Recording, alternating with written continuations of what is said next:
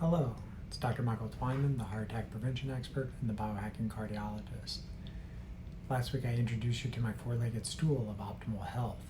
To review, the four legs include optimal nutrition, optimal exercise, optimal sleep, and optimal stress reduction or stress management.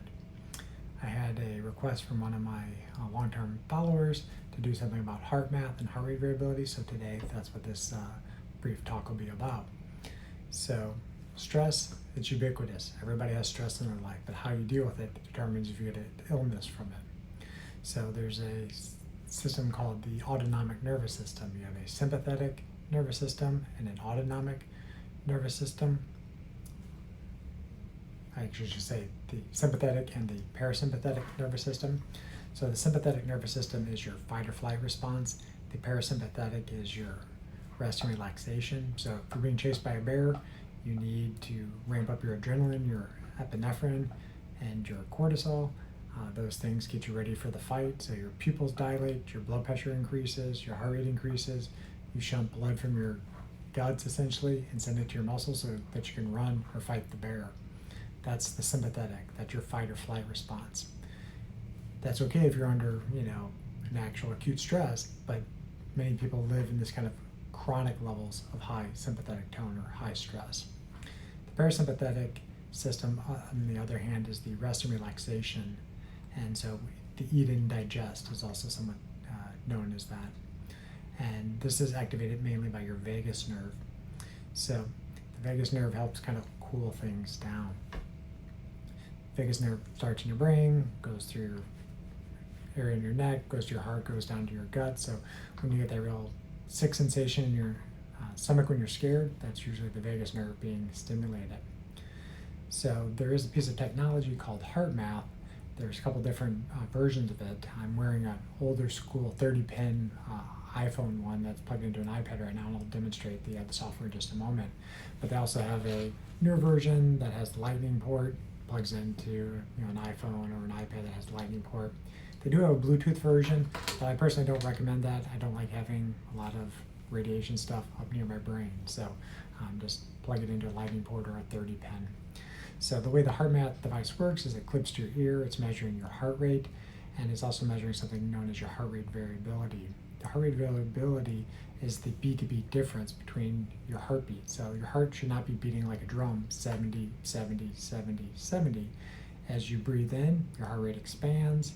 As you breathe out, heart rate contracts. So it's that distance between those heartbeats. So it might go up to 75 and down to 65 and keep swinging. The larger that spread tends to be the healthier your heart is. If it's really tight, less likely to be healthy and more likely to have heart issues going forward. HeartMath helps you get coherence between what your brain tells your body and what your heart is pumping out essentially. So your brain talking to your heart talking back to your brain. It's another way also to kind of condition your parasympathetic tone, bringing that vagal tone up and bringing down that parasympathetic, that fight or flight response, so you get those things a little bit more equal. So I'll show you how this application works. So it's a free app. Once you download it, and you'll see at the top of the screen, it has the time, it has the coherence, but there's also kind of a little moving ball going from screen right to screen left.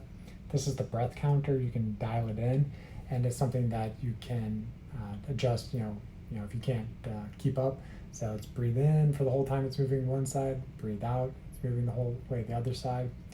The boxes below it, there's one that's measuring my heart rate currently, and then there's the other one that's measuring the heart rate variability. On the bottom of the screen, where there's color-coded green on top, blue, and red, the green is good coherence, the blue is intermediate, and red is low coherence. And because I'm talking, it's not going to be very accurate. You need to be kind of in a mindful type of space to have this really be accurate. So if I wasn't talking to you guys right now, I'd likely be pegged up in the green.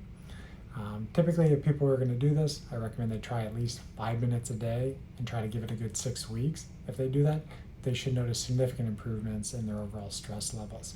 So this is something good to do, with your bedtime routine. So within half hour, if you're deciding to go to bed, or it's a pretty small device you can carry around in your pocket or your bag. And if you're stuck, after some traffic and you're not feeling great, you can park your car, put this on, do a couple of these exercises, and try to get back into a better sympathetic and parasympathetic tone balance. So this is a quick overview of how the HeartMath device works, and in future series we'll go through optimal health by talking about optimal nutrition, mainly by timing your meals, optimal exercise, mainly by resistance training and the right kind of cardio, mostly intervals if you're fit enough to do interval training, and then also optimal sleep, which I'm an expert in too, is kind of biohacking your sleep. So thanks for watching, and if you like this, help me by sharing this with your friends, and we'll be back next time. Thanks.